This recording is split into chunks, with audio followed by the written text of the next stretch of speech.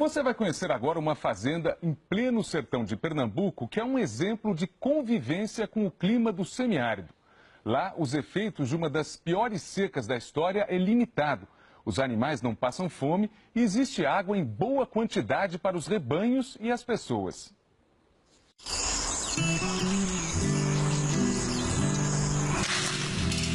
Vida e morte. No sertão devastado pela estiagem mais severa em décadas, a água determina a sobrevivência dos bichos, das plantas e o sofrimento dos homens. Nas comunidades rurais, o latão vira banco nas carroças puxadas pelos animais.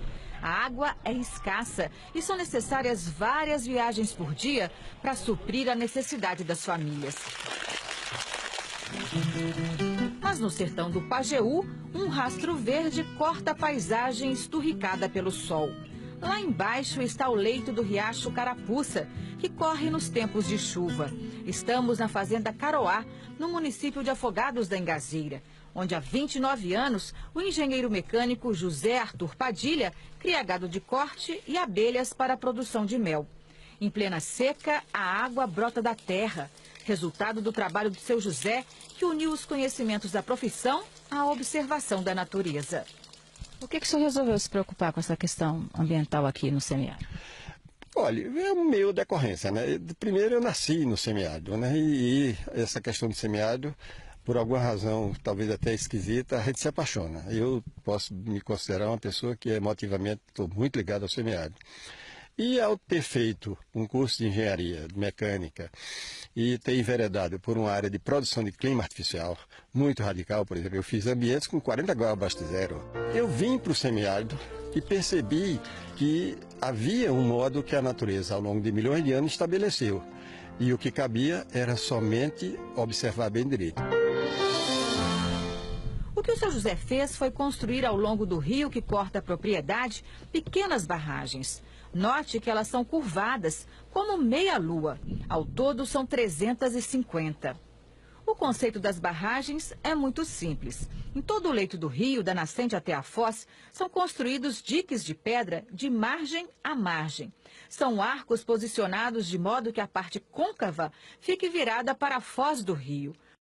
Na época da chuva, a água e o solo das encostas descem e ficam represados. A água acaba se infiltrando no solo e se armazena no lençol freático. Na época da seca, o subsolo está cheio de água. Para captá-la, é preciso construir unidades de armazenamento como essa cacimba de pedra. De cada cacimba saem os canos que levam a água para toda a fazenda. O sistema funciona por gravidade. A pressão é tanta que a água aflora com força.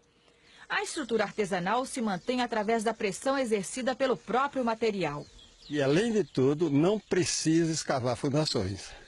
E isso tem uma função formidável do ponto de vista da funcionalidade, porque mantém a estrutura trabalhando com pressão pura, porém com permeabilidade e flexibilidade, o que faz com que haja uma drenagem, e havendo a drenagem natural e memorial, durante milhões de anos a natureza operou desse modo, não saliniza o solo. A cada momento o solo fica mais limpo de sais, mais doce, se é que se poderia dizer. A imagem é impressionante. Tudo está muito seco aqui ao redor. E no meio do nada, a gente encontra uma torneira. E é só abrir para ver a água jorrar com muita pressão. A fazenda tem 22 quilômetros de tubulação enterrada no subsolo que abastecem 100 bebedouros e 5 casas. As barragens impedem que a camada fértil do solo seja levada pelas enxurradas e promove a regeneração do terreno, além de guardar a água infiltrada no subsolo. O resultado é que não falta alimento para os animais nas áreas úmidas. O gado encontra capim ao longo das barragens. Até as abelhas que sumiram do semiárido podem ser vistas aqui, abastecidas pelos bebedouros. E os animais silvestres da caatinga, como essa raposa, ficam a salvo da sede e da fome. O sonho do sertanejo é construir um laboratório de estudos e divulgar essa experiência para outras regiões do sertão. A lição é perguntar à natureza e conversar com ela e aplicar toda a racionalidade que nos fez chegar ao avião, ao celular, à internet e juntar isso de uma maneira bonita e solidária e, por que não, ter esse sonho um sonho que pode ser bom para todo mundo sem ser ruim para ninguém.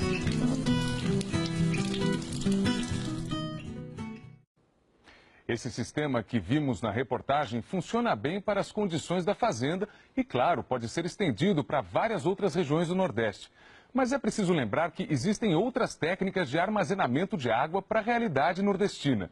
O importante é tornar todas essas tecnologias acessíveis às famílias do sertão.